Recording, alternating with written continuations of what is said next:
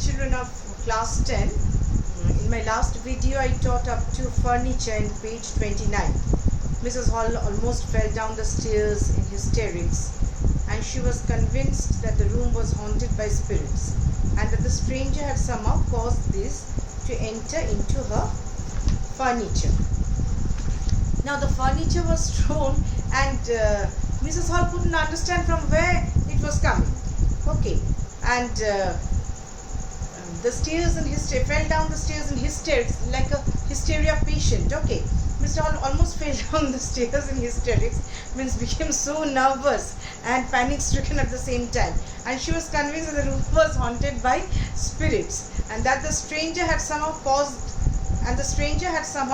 this to enter into her furniture. Somehow she believed that the stranger had entered into her furniture and some supernatural thing was going on. And now my children, if you become invisible, don't do like that, okay? It will hurt others. Now my poor mother used to sit in that chair. She moaned when that chair was flown over, what to say? The chair was totally thrown here and there. Then she moaned, giving a cry of pain, sorrow. To think it should rise up against me now. Because Mrs. Hall thought that the chair would fly and come up to her.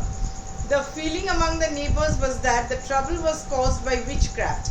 Now the neighbors' reaction was something different, and they thought that it was the cause of witchcraft. Witchcraft means some magical sorcery or some supernatural power. But witchcraft or not, when news of the burglary at the clergyman's home became known, the strange scientist was strongly suspected of having had a hand in it. But at the same time, the burglary was also done at clergyman's home.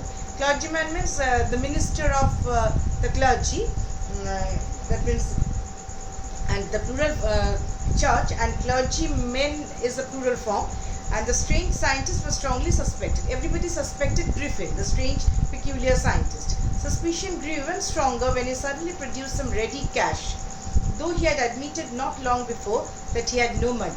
But earlier, Griffin said that he had no money, but he produced ready cash to Mrs. Hall after some time. So it was totally related with the burglary at the clergyman's house.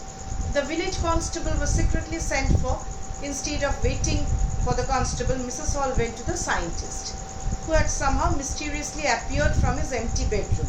Now the village constable was secretly sent for. Who was the village constable? Mr. Jaffer. Have I mentioned here? Yes, Mr. Jaffer is a constable, village constable. And Mrs. Hall went to the scientist directly, who had somehow mysteriously appeared from his empty bedroom. I want to know what you have been doing to my chair upstairs, she demanded. Now she directly charged that what were you doing with my furniture, with my chairs upstairs? And I want to know how it is you came out of an empty room and how you entered a locked room. In this way she directly charged. The scientist was always quick-tempered. Now he became furious. And the scientist became very angry and burst into fury. You don't understand who or what I am, he shouted. Very well, I'll show you. Suddenly he threw up bandages. Suddenly, after becoming furious, he threw off his bandages, whiskers, spectacles, and even nose also. It took him only a minute to do this. The horrified people in the bar found themselves staring at the headless man, and everybody was panic-stricken and became so scared and horrified that they couldn't understand what to do. When the nose was also thrown out, Mr. Jaffers, the constable, now arrived. In the meantime, the police constable arrived and was quite surprised to find that he had to arrest a man without a head. He was also puzzled. He was also totally perplexed and frightened also, that how to arrest a headless man. But Jaffers was not easily prevented from doing his duty.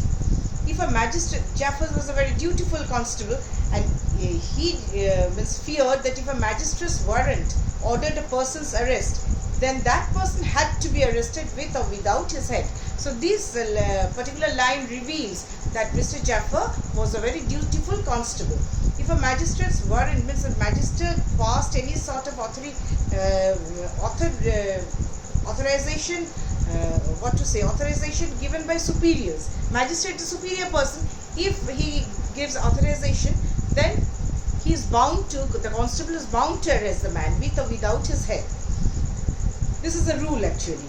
Now there followed a remarkable scene as the policeman tried to get hold of a man who was becoming more and more invincible as he threw off one garment from another. Not invincible, invisible, sorry.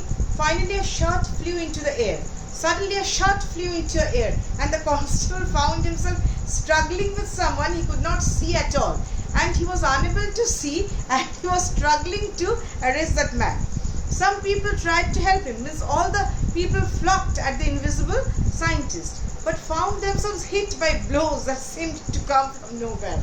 And everybody was getting blows from this side and that side by the scientist, and the scientist was not seen anywhere else.